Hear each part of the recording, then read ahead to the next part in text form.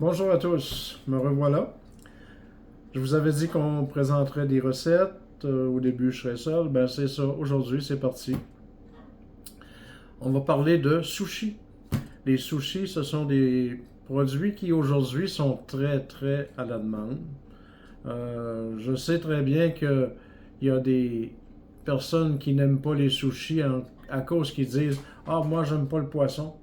Ben, t'es pas obligé d'en mettre du poisson à l'intérieur. Il faut respecter aussi les allergies.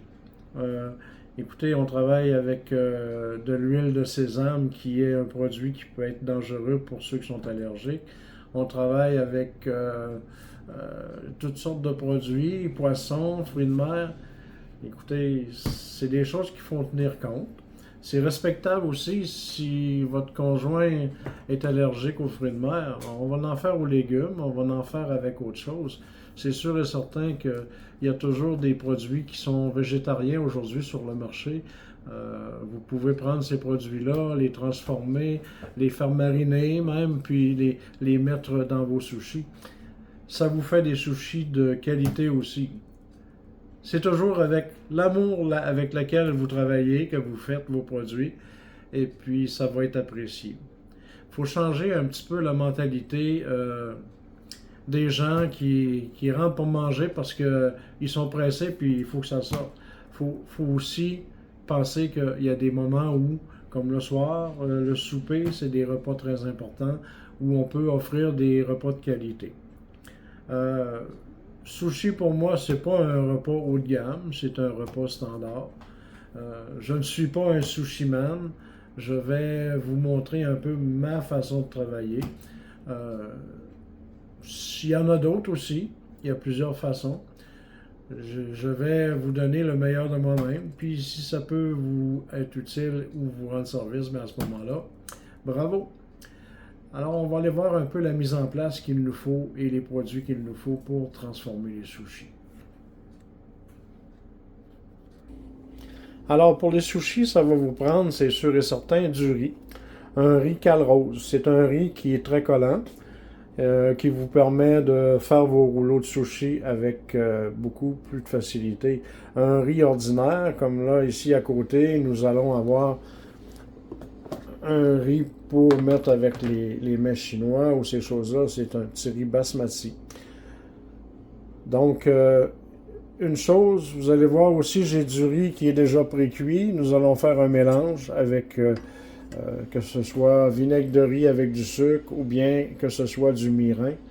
Alors, on transforme ça puis on le met à l'intérieur. Pour ce qui est du riz, j'ai une question. Savez-vous si c'est normal de trouver des bébites dans le riz? En tout cas, moi, j'en ai jamais vu.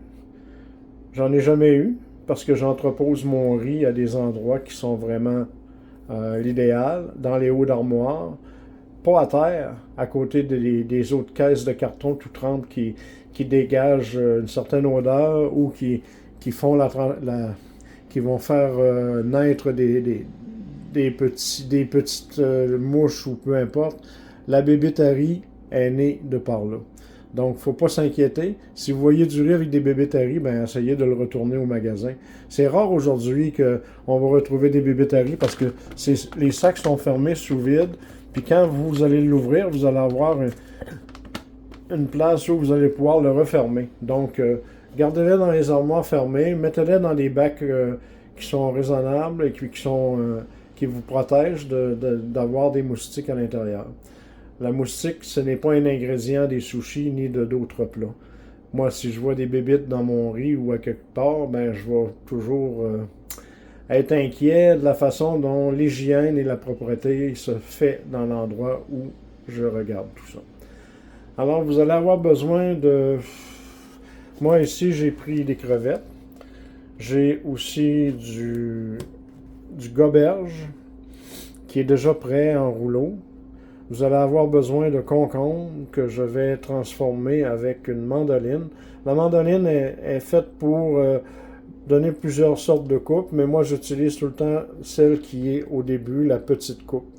Après ça, je l'ai fait au couteau. Vous allez avoir besoin de concombres en couteau. Je n'enlève pas la peau. Donc, ça donne de la couleur dans mon sushi. Vous pouvez enlever les grains, mais des cocombes comme ça, c'est pas vraiment nécessaire. Vous allez avoir besoin de carottes que j'ai mis aussi avec la mandoline en petite julienne. Comme je vous dis, la râpe fait aussi bien la job qu'une mandoline qui coûte 50 $. Vous allez avoir besoin aussi de mangue. La mangue va être à l'intérieur. C'est un très bon produit pour mettre dans vos sushis. Pour ce qui est du matériel, vous allez avoir besoin d'un tapis à sushi qui se vend un peu partout dans les magasins, soit spécialisés ou bien même, je crois que on va donner le nom, le Métro ou IGA ont des tapis à sushi, excusez, dans leur magasin. Ils peuvent les vendre. Vous avez, comme je vous ai expliqué, vous allez avoir besoin de vinaigre de riz ou bien de mirin.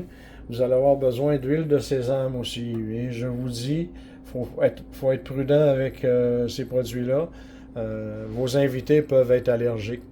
L'huile de sésame est un produit qui est allergène. Vous allez avoir besoin de feuilles d'ail. Ça se vend un peu partout maintenant dans les épiceries.